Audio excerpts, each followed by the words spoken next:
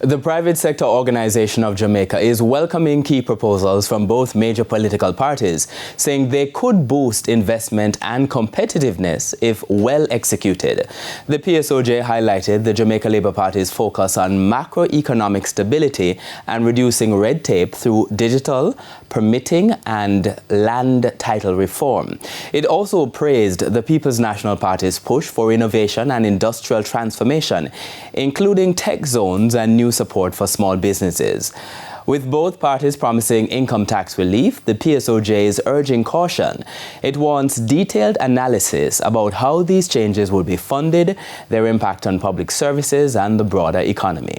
The organization is calling for full transparency and 5-year plans from both sides to protect Jamaica's hard-won economic stability while supporting long-term growth.